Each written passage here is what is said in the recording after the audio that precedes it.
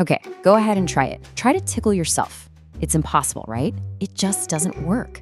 It's one of those weird, universal things we all know, but have probably never really thought about. So, what's going on here?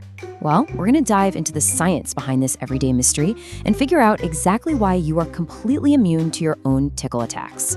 So, yeah, why is that? It seems like such a simple question, but the answer is actually pretty amazing. It takes us deep into the human brain and its incredible ability to predict the future, or at least your own future moves.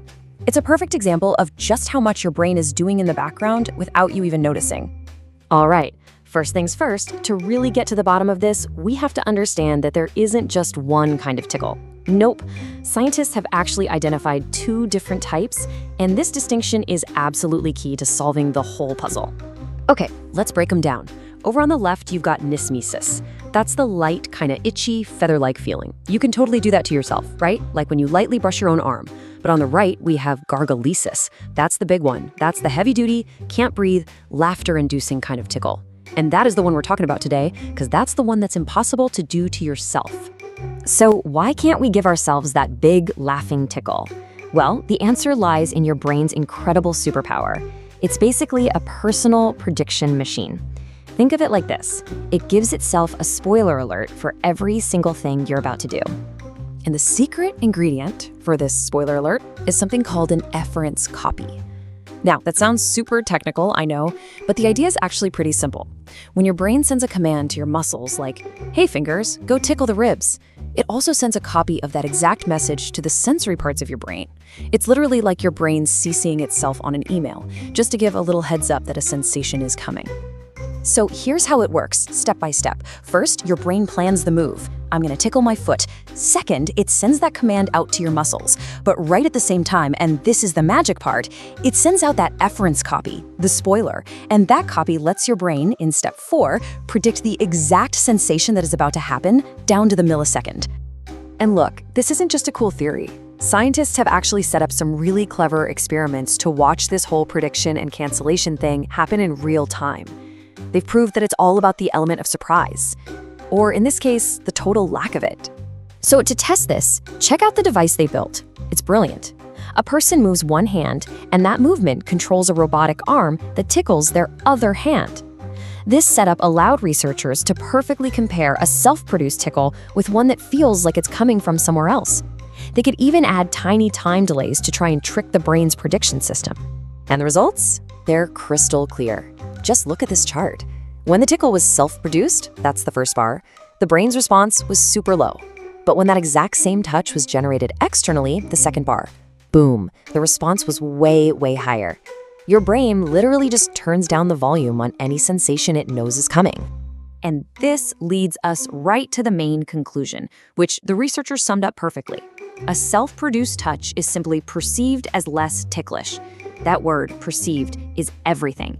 The physical feeling might be identical, but because your brain already got the spoiler alert, its interpretation is completely different. So, which part of the brain is this master predictor, this master of spoilers? Well, all the evidence points to one specific region that's playing the starring role in this whole show. Okay, so first, let's take a look at what happens in your brain during a surprise tickle.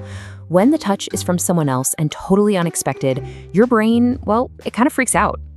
See all those bright spots? That's an fMRI scan, and it shows the somatosensory cortex, the part of your brain that processes touch, just lighting up like a Christmas tree. It has no idea what's coming, so it's on high alert. It's essentially shouting, "Whoa, unpredictable sensation happening right now." Now let's look at the flip side. What happens when you're the one doing the tickling? Let's see what the brain looks like when it's both the sender and the receiver of the message. The difference is just, wow, it's dramatic. When you try to tickle yourself, there's way less activity. It's dampened down in 2 key areas: the somatosensory cortex, which handles the physical feeling, and the anterior cingulate cortex, which is linked to the emotional reaction. Because your brain already knew what was coming, both the sensation and the emotional response are basically canceled out before they even start. And the hero of this whole story? It's the cerebellum, a part of the brain tucked away at the back of your head. As the researchers state, the cerebellum is the prediction engine. It's the part that generates that efference copy and sends out the cancellation signal, telling the rest of the brain, "Hey, stand down, this one's from us." So this is all fascinating. But what's the big picture? Why does this even exist? Well, this whole complex brain mechanism isn't just some random quirk. It actually serves a really fundamental purpose in how we see the world, and even more importantly, how we see each other. I mean, think about it. This ability to cancel out our own sensations is absolutely critical. It's how you know the difference between your own hand brushing your leg and, say, a spider crawling up it. It filters out the constant noise of our own bodies so we can focus on important stuff from the outside world. It's literally fundamental to our very sense of self. And that brings us all the way back to that laughing tickle, gargalesis.